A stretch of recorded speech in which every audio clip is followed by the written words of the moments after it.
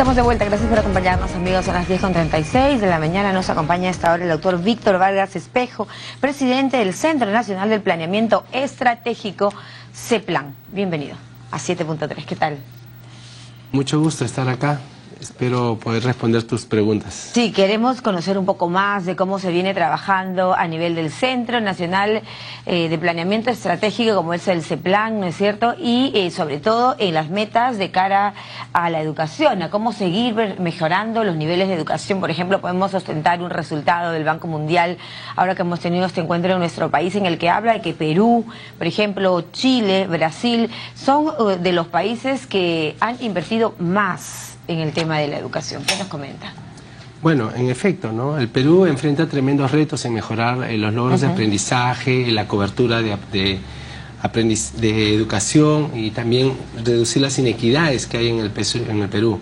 Y en ese aspecto estamos logrando avances importantes. Uno de ellos es la mejora en las pruebas PISA, que es una forma de medir la calidad de la educación en el país. Tanto como se muestra en un estudio, Perú, Brasil y Chile son los países que más han mejorado. También hay que ser conscientes, ¿no?, que estamos nosotros bastante abajo, entonces los cambios son relativamente fáciles de lograr, que obviamente compararnos con un país como Estados Unidos o Corea, donde están en los primeros lugares y las mejoras son más difíciles de lograr. Pero igual es importante porque muestra que estamos en el rumbo correcto. De la misma manera, los trabajos que se han hecho para mejorar la calidad de la enseñanza, el fortalecimiento de la carrera del docente y de hacerlo que sea un docente que tenga con mejores competencias, el gasto en inversión pública en infraestructura para mejorar los colegios, como el caso de los colegios de alto rendimiento. Todo eso demuestra pues que hay un esfuerzo serio para mejorar la calidad de la educación. ¿Cuál es la inversión que hace el CEPLAN o lo proyectado, por ejemplo, de cara al 2021, ¿no?, donde el CEPLAN señala que el Perú estará en las condiciones de romper esas tremendas brechas y, por ejemplo, llegar a universalizar la educación primaria mínimamente en el país? Correcto, ¿no? Para que ustedes sepan, por ejemplo, actualmente solo menos de la mitad de todos los países en el mundo logran cobertura universal en la educación. Así es, en educación primaria. Entonces nosotros hacia el 2021 vamos a lograr eso. Y debemos saber que todos los alumnos, no haya peruano que tenga edad preescolar para entrar al colegio, no pueda tener oportunidad de acceso a la educación primaria. Y podemos saber, por ejemplo, doctor, ahorita, digamos, en este nivel de cosas, a casi terminar el 2015, ¿en cuánto estamos? Sí, estamos alrededor del 90 y tantos %. Exactamente, la cifra no la tengo ahorita en la memoria, pero sí estamos en un 95% más o menos estamos en este reto, que es Ahora, tienes que tener claro que las retas se dan sobre todo pues en las zonas rurales y en las zonas marginales del país, ¿no?, donde es un tema bastante clave. Bastante clave. Ahora, según OCDE, por ejemplo, nuestro organismo para la cooperación y el desarrollo, también resalta, yo creo que sería poco justo dejar de reconocer la voluntad política y la voluntad económica, ¿no es cierto?, de la inversión que se hace en este momento en el Perú en educación. Sin embargo, todavía hay mucho por trabajar. Entiendo que ustedes manejan dos aristas muy importantes, que sería, uno, reducir la brecha, y el otro, mejorar la calidad de la educación. Ello conlleva, por ejemplo, tener una educación donde se priorice el aprendizaje sobre la enseñanza. Correcto. ¿Y qué significa eso de priorizar el aprendizaje sobre la enseñanza? Es un tema muy importante. Lo que estamos hablando, te voy a dar un ejemplo, que esta es la forma que creo, ¿no? Empieza un niñito en primaria y le dice, vamos a conocer, ¿qué te gusta? La manzana, dice ya. Vamos a conocer todo sobre la manzana. Entonces lo primero que va a aprender en los primeros grados va a ser la manzana. Es un fruto, los colores, el sabor, la forma, etcétera. Pero después en función de cómo va a ir avanzando, pueda poder llegar hasta niveles de secundaria donde vaya a entrar a la química de la manzana, los nutrientes que tiene, el impacto que tiene en la alimentación, etcétera, conocer la botánica de la manzana, los procesos químicos de la manzana y con eso va aprendiendo matemática, va aprendiendo química, va aprendiendo biología, va aprendiendo ciencias de la naturaleza. Esa es la naturaleza de aprendizaje sobre enseñanza. Sobre enseñanza, claro, correcto. Quizá el modelo hay que cambiarlo, ¿no? El modelo hay que ir mejorándolo, perfeccionándolo. Hemos tenido, por ejemplo, esta prueba PISA, que se basa, entiende, en la comprensión lectora, ¿no es cierto?, y en la comprensión de las matemáticas. ¿Ahí cómo hemos quedado? Bueno, como le digo, ahorita estamos nosotros, desde que empezamos más o menos que evaluar, que ya hace a principios de este siglo, estamos en último lugar, pero estamos mejorando continuamente y hasta entonces nosotros pronosticamos que para los próximos años debemos ir siguiendo mejorando y abandonar los últimos especies, ¿no? Inclusive la meta hacia el 2021 es estar en el, como se dice, en el tercio superior, en el límite entre el tercio superior, pero llegar al tercio superior. Bueno, el CEPLAN ha dicho, ¿no? Y entiendo que esto es sobre la base de una proyección elaborada a base del modelo de prospectiva internacional Futures, ¿no es cierto? IFS, según las cifras de UNESCO. Vamos a llegar al 2021 a que todo el, digamos, el nivel primario esté cubierto. Correcto. Eso es un tema fundamental, ¿no? Así es. Una meta importante es lograr el 100% de cobertura en primaria. Como hemos señalado, es que ningún niño en edad escolar pueda asistir, tenga dificultades para acceder al colegio, ¿no? Ahora, nosotros sabemos, doctor, que la verdad es que sobre la educación quizá va a ayudarnos a salir adelante como país, ¿no? La educación es un estándar que incluso lo tiene la Declaración de Derechos Humanos para medir el desarrollo de un país. Miremos modelos, por ejemplo, como el de Finlandia, el de la India, el de Gran Bretaña. Cuéntenos un poco en la investigación que nos permita proyectarnos y tener los mismos resultados de éxito. Mira, una característica común de todos estos ejemplos de países es que se centran en tres cosas principalmente, ¿no? Uno es la calidad del profesor. Un tema clave, o sea, no se puede hablar de mejoras sustanciales en el tema de la educación si es que no hay un esfuerzo serio por centrarse en la calidad de la educación. Y ese es un tema que se está haciendo muchos esfuerzos en el país. El segundo tema es la metodología de la enseñanza, ¿no? O sea, centrado en el aprendizaje. Y ese es un tema fundamental que también todos los países que logran tremendos éxitos lo están haciendo, igual en el cual el Perú está embarcado notablemente. Y el tercero es el tema de la mejora de la infraestructura. Y cuando hablamos de la mejora de la infraestructura, es el tema otra vez de mejorar la calidad de los colegios, los servicios, los materiales de enseñanza. Son tres temas que creemos... Ahora, este último, doctor, influye muchísimo, ¿no? Hay un estudio que señala que, por ejemplo, el niño, el joven, es un aspecto sumamente decisivo en la motivación, por ejemplo, para ir a estudiar.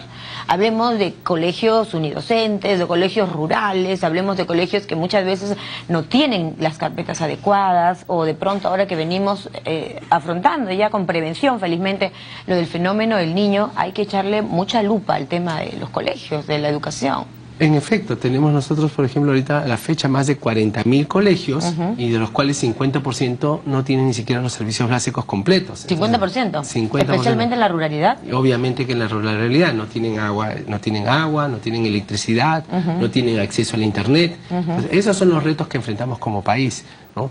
A pesar de los grandes esfuerzos y realmente, por ejemplo, en el tema del presupuesto, si tú ves este año, el único sector que está aumentando en 2 dígitos, o sea, más del 10% del presupuesto asignado, es el sector de educación. educación. De hecho, el 3, y tanto, me parece, de nuestro PIB, de nuestro PBI, está asignado a educación. Correcto, y el crecimiento que ha tenido en ese aspecto es sustancial en los últimos años. O sea, eso no hay ninguna duda. Los compromisos y los recursos que se están asignando son sustanciales en el tema de la educación. Y me gustaría agregar un tema que es importante, ¿no? Si bien yo he señalado, por ejemplo, que en la PISA estamos en el último país, hay muchos países que no se toman prueba justamente porque no quieren tener un sistema de evaluación externo que les haga las comparaciones. ¿Quiénes hacen esta prueba? La OCDE, la Organización para la Cooperación y el Desarrollo Económico. Pero, por ejemplo, en una prueba que se ha hecho en América Latina, que lo hace las Naciones Unidas, nosotros estamos en 4º lugar en América Latina. O sea, en prueba de comprensión lectora y matemática en promedio... En 4º lugar en América Latina, por debajo de... Estamos de Chile, Brasil, Costa Rica y no recuerdo cuál es el otro país, pero estamos en 4º lugar. Bien. Pero entonces, estamos justo por encima de Colombia, recuerdo, porque también me sorprendió. ¿Ha podido usted comentarnos algo, doctor, sobre el modelo Learning, lo que se refiere a Canadá, ¿no? Porque son como países pilares, Finlandia, Canadá también, está la India, ¿no es cierto? Y por supuesto está, si nosotros vemos aquí, volviendo a nuestro panorama, se ha elevado mucho el nivel de educación, por ejemplo en Moquegua. Hay regiones donde se ha trabajado, no sé, bajo, digamos que, estándares que están teniendo resultados positivos. ¿Qué podemos traer, por ejemplo, de afuera que nos sirva para crecer en la educación?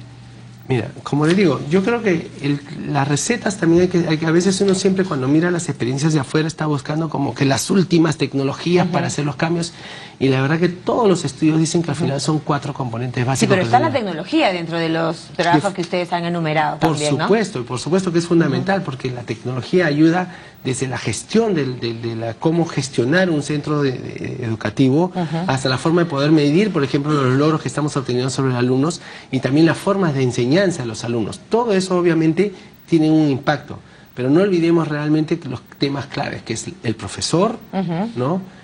La metodología, o sea, irse hacia una mejor metodología de aprendizaje y mejorar los centros y la calidad de los ambientes educativos. Ahora, me tengo un ratito en el profesor porque si bien es cierto, se dan los exámenes, ¿no es cierto? Las escalas remunerativas también van de la mano, el tema de ir escalando en el escalafón mismo del sector educación, pero también ahí pasa por un aspecto que es recuperar el prestigio del profesor. Correcto, por supuesto. Y ese es un tema fundamental, porque el prestigio del profesor es clave para atraer los mejores estudiantes que están ingresando a las escuelas secundarias para que postulen a la universidad. ¿Y el liderazgo? Y el liderazgo es fundamental, ¿no? Y ahí también radica, por ejemplo, la diferencia que tú preguntabas en un momento, ¿no? Cuando dices, ¿por qué ciertas regiones tienen mayores logros que otros? Exacto. El tema clave es el liderazgo. Si tú tienes un líder comprometido y está conversando con las diferentes direcciones, con las diferentes unidades, las organizaciones de los diferentes colegios. Acuérdate que, por ejemplo, ¿tú crees que un gobernador regional puede controlar la asistencia de un colegio en una zona rural? Pero ¿quién depende? Depende del alcalde del centro poblado. Pero para que el alcalde del centro poblado esté comprometido, ¿quién tiene que hablar? El gobernador regional. O sea, si el gobernador regional no está detrás de los alcaldes distritales, de los alcaldes provinciales, de los curas, de las organizaciones de base, de los padres de familias, interactuando con ellos, motivando y causando ese mensaje, ¿cómo vamos a lograr que los niños asistan al colegio? ¿Cómo motivar a los profesores para que hagan un esfuerzo adicional para mejorar la calidad de la enseñanza? Da la impresión que es que es el sistema el que tiene todavía falencias, ¿no? Por resolver, ¿no? Correcto. Ya no solo es un tema también de recursos. No, definitivamente. Yo creo que siempre uno de los grandes retos del Estado es cómo hacer para que realmente concentremos los esfuerzos en lograr avances importantes en los retos claves. Ahora, ¿no? ¿qué Y ahí aspecto también que me gustaría que usted nos comente, doctor? Y es que en el Perú tenemos que tener una suerte de casi de membresía para poder entrar a un colegio donde le enseñen más o menos aceptable a un niño, porque en otros países los mejores colegios o las mejores universidades son las nacionales. Correcto, ¿no? Ese es un tema bien curioso. Acá, por ejemplo, realmente es impresionante porque tú te das cuenta de que tienes colegios que tienes demasiados altos ingresos para poder realmente asegurarte una calidad de ingreso, una élite. Y por otro lado tú tienes que la gente de más escasos recursos, pues la calidad de la enseñanza que se ve no los logra, ¿no? Pero hay una excepción, ¿no? Que este gobierno se ha propuesto replicar, lo que es el famoso los colegios de alto rendimiento, que se están creando un colegio de alto rendimiento en cada región, con lo cual va a permitir que los mejores alumnos ingresen a estos colegios y puedan tener oportunidad de acceder a las mejores universidades del país. Buenos alumnos que no tengan recursos, eso sí, ¿no es cierto? Que no tengan, por ejemplo, los recursos económicos, pero que tengan todas las capacidades cognitivas, la voluntad de estudiar y de sobresalir, ¿no? Finalmente quisiera preguntarle por, bueno, ya hemos mencionado al presidente del Banco Mundial que ha elogiado efectivamente el modelo del Perú. ¿Cuál es la visión más, digamos, en el caso del CEPLAN como Centro Nacional de Planeamiento Estratégico?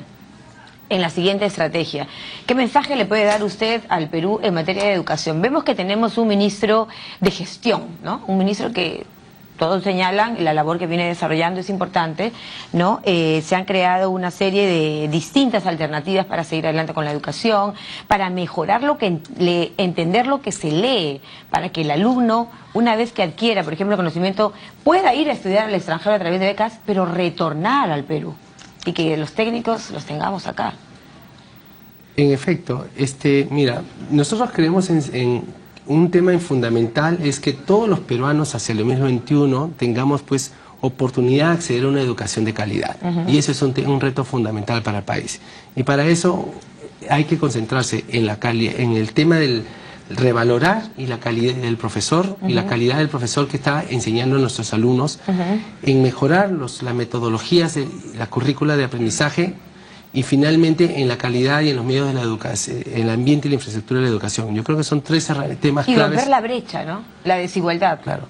Y los retos que tenemos que enfrentar en este caso es uno, obviamente, mejorar la calidad de la enseñanza y la otra es reducir las grandes brechas que existen en el país. Según la última encuesta de hogares en AJO, ¿no es cierto?, 2014, en el Perú el 18,5% de los adolescentes, dice, de 12 a 16 años, no es atendido aún por el sistema educativo peruano, ¿no? De ello, el 14 se encuentra en la parte urbana y el 27,9 en el segmento rural. Ahí está la tarea, ¿no? reducir las brechas entre lo urbano y lo rural, entre lo privado y lo público, ¿no? Son temas fundamentales para reducir las brechas. ¿Lo lograremos? Hacia el 2021 vamos a lograr progresos. Todavía los pronósticos realmente llegan hasta el 2030, vamos a tener. También tienen que tener en cuenta que estas brechas no solo son naturales de un país como el nuestro, sino realmente de la gran mayoría de los países. Inclusive hasta en los países desarrollados existen las brechas todavía no logran cobertura de educación secundaria, por ejemplo, ¿no? Así es. Bueno, muchas gracias por estar esta mañana con nosotros contándonos de cómo viene proyectándose pues el Centro Nacional de Planeamiento Estratégico, el CEPLAN. Estuvo con nosotros el doctor Víctor Vargas Espejo, presidente del mismo. Gracias por acompañarnos. Hacemos una pausa, le traemos más.